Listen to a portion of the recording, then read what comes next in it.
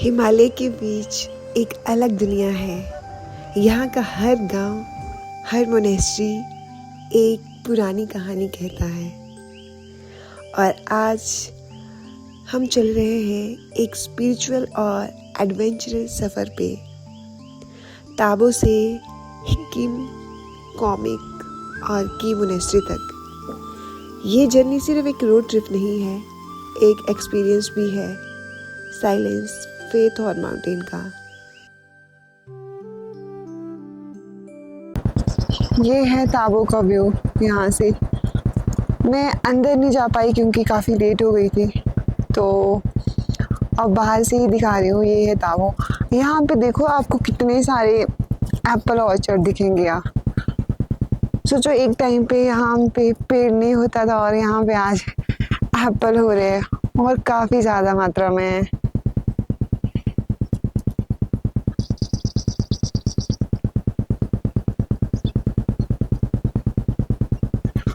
जिस हिसाब से मौसम लग रहा है ना, लग रहा है आज तो डेफिनेटली बर्फ गिर जाएगी।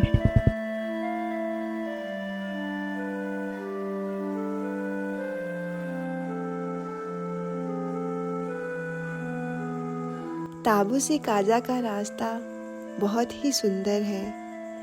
नीचे स्पीति नदी बह रही है और चारों तरफ बस पहाड़ ही पहाड़। यहाँ हर मोड़ पे नज़ारा बदल सा जाता है और यहाँ से घाटी का दृश्य बस मनमोह लेता है।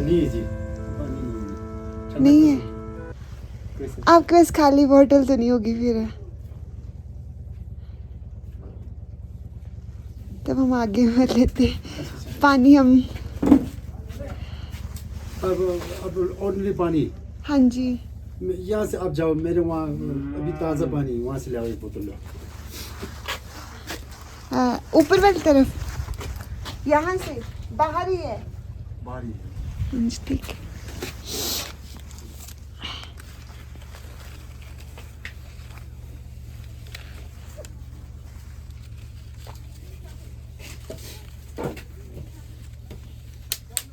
अब जाके मैं जाऊँ? नहीं, मैं चल जाऊंगी। अच्छा, हाँ जी। आपके घर के अंदर है या बाहर ही है ना? हाँ, फिर तो मैं जाऊंगी।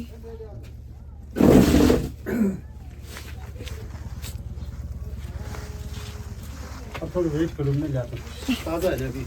हाँ जी, बाइक चलाओ पुलिस है ना? हाँ जी।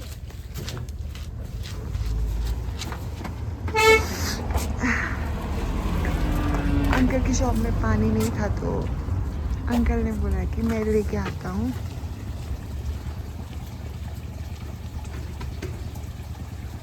अंकल अब पानी लेने गए हैं।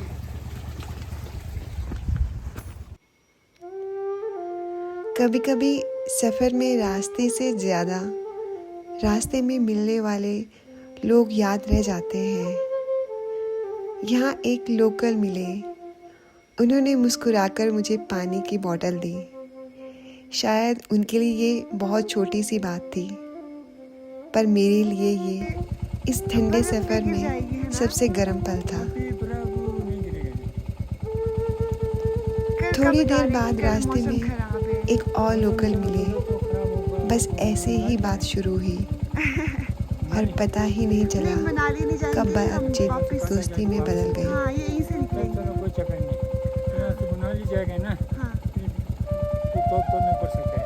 स्पीति की यही तो खूबसूरती है। यहाँ पहाड़ ऊंचे हैं, लेकिन इंसानों का दिल उनसे भी ज़्यादा बड़ा है। सफ़र लंबा है, मंजिल दूर, पर जब ऐसे लोग मिलते हैं तो लगता है हर मोड़ अपनेपन से भरा है। यहाँ पे खाएंगे।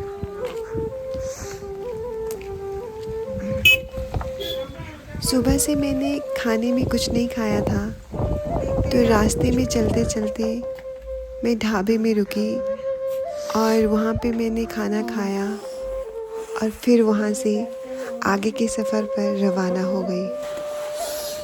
यहाँ पे बहुत ज़्यादा ठंड है और समझ भी नहीं आ रहा है।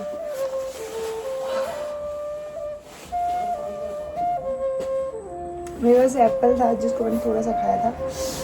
अब देख रही हूँ मैं उसको खा लेती हूँ क्योंकि मुझे भूख आ रही है और पता नहीं कितना टाइम लगेगा अभी यहाँ पे। तो खा लेती हूँ।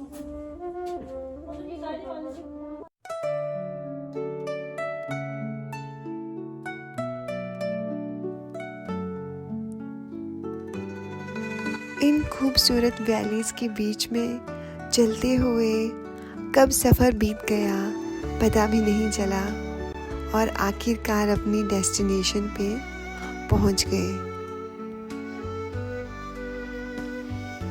काजा से थोड़ा ऊपर चढ़ने पे आता है हिक्किम विलेज, जहां दुनिया की सबसे ऊंची पोस्ट ऑफिस है, जिसकी ऊंचाई है लगभग 14,500 फीट। यहाँ से चिट्ठी भेजने का एक अलग ही एहसास है।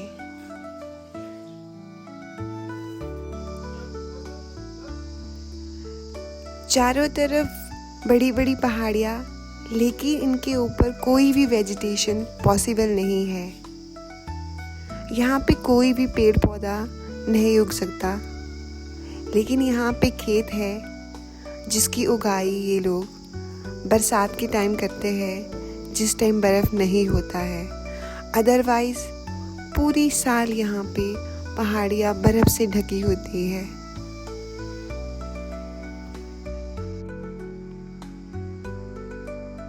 हिक्किम में कुछ समय बिताने के बाद अब मैं यहाँ से अगले गांव जा रही हूँ।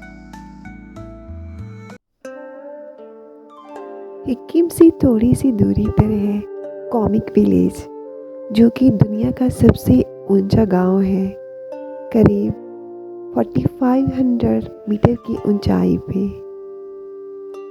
यहाँ शांति है, सादगी है और एक अलग ही सुकून है। ये है यहाँ की मोनेस्ट्री। सामने आपको बर्फ से लदे हुए पहाड़ दिख रहे हैं। अब तो कुछ दिनों में यहाँ पे भी बर्फ गिर जाएगा, क्योंकि अक्टूबर से बर्फ यहाँ पे भी पड़ना शुरू हो जाता है। ये है कॉमिक विलेज नीचे। और सबसे खास बात ये है, आपको यहाँ पे ये जो घर दिख रहे हैं ना, ये मिट्टी से बने होते हैं। ये इनकी छत भी मिट्टी से बनी होती है और दीवारें भी मिट्टी से बनी होती है, क्योंकि ये गर्म रखने के लिए काम आता है। यहाँ बहुत ठंड होती है, यहाँ सरवाइव करना इतना आसान नहीं है।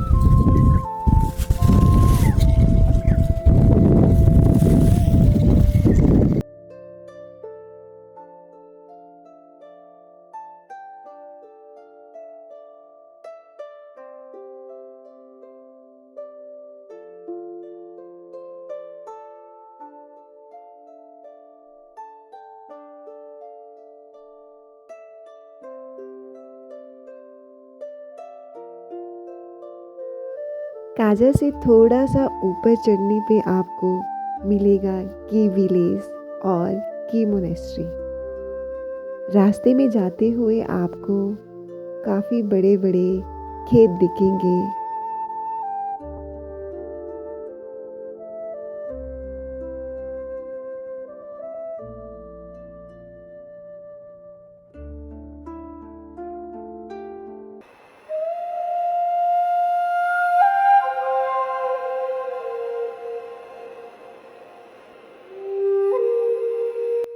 ये है की मोनेस्ट्री, स्पीति घाटी का सबसे ऊंची और सबसे पुराने मठों में से एक। करीब 13,700 फीट की ऊंचाई पे बसी ये जगह किसी सपने जैसे लगती है।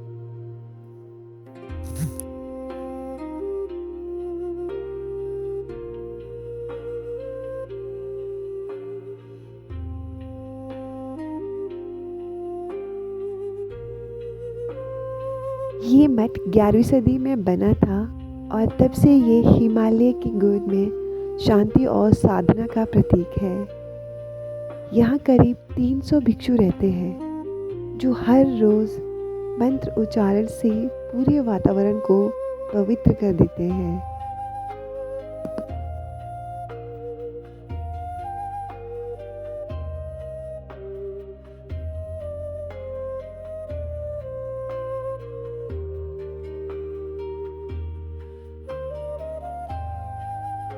स्पीति की ये यात्रा है बस एक जगह घूमने की नहीं थी, ये एक याद थी, एक अनुभव था।